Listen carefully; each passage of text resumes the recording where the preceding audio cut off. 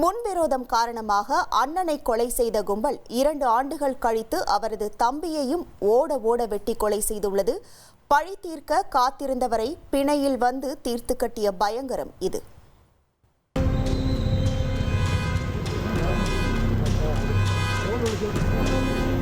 சிவகாசி நேதாஜி நகர் பகுதி அன்றிரவு காவல்துறையினரின் முழு கட்டுப்பாட்டிற்குள் இருந்தது.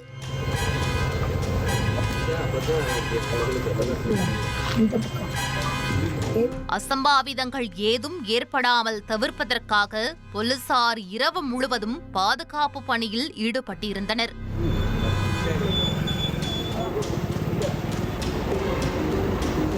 சில மணி நேரங்களுக்கு முன்பாக இதே பகுதியை சேர்ந்த 20 வயதான கணேஷ் பாண்டி என்பவரை ஒரு கும்பல் ஓட வெட்டி கொலை செய்திருக்கிறது.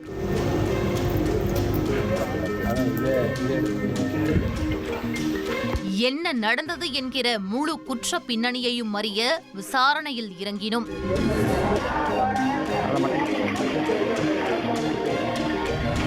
சிவகாசி நேதாஜி நகர் பகுதியில் உள்ள இளைஞர்கள் கடந்த சில ஆண்டுகளாகவே 2 பிரிவுகளாக செயல்பட்டு வந்துள்ளனர். இந்நிலையில் நேதாஜி நகரை சேர்ந்த கோகுல்குமார் என்பவருக்கும் மற்றொரு தரப்பை சேர்ந்த ஈஸ்வரபாண்டி என்பவருக்கும் 2022ஆம் ஆண்டு முன்விரோதம் ஏற்பட்டுள்ளது. அதே வருடத்தில் இவர்கள் மீது சிவகாசி நகர் காவல் நிலையத்தில் அடிதடி வழக்கையும் பதிவு செய்துள்ளனர்.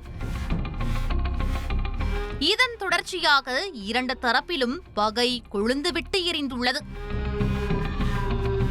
கடந்த 2023ஆம் ஆண்டு ஈஸ்வர பாண்டியை முன்விரோதம் காரணமாக கோகுல்குமாரும் அவரது கூட்டாளிகளான கார்த்திக், ஜீவா, ராஜேஷ் ஆகியோர் சேர்ந்து வெட்டி கொலை செய்துள்ளனர். இந்த கொலை சம்பவத்திற்கு பிறகு ஈஸ்வர பாண்டியின் சகோதரரான கணேஷ் பாண்டி என்கிற வாலிபர் அடிக்கடி மது அருந்திவிட்டு நேதாஜி நகரில் உள்ள கோகுல்குமார் உறவினரிடம் வம்பிழுத்து வந்ததாக தெரிகிறது.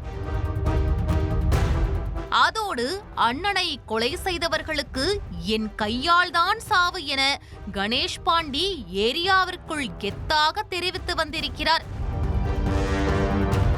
இந்த சூழலில்தான் ஈஸ்வர பாண்டி கொலை வழக்கிலிருந்து பிணையில் வெளிவந்த கோகுல்குமாரும் அவரது கூட்டாளிகளும் கணேஷ் பாண்டி தங்களுக்கு ஸ்கெட்ச் போடுவதற்குள் முந்திக் கொள்ள வேண்டும் என திட்டமிட்டுள்ளனர்.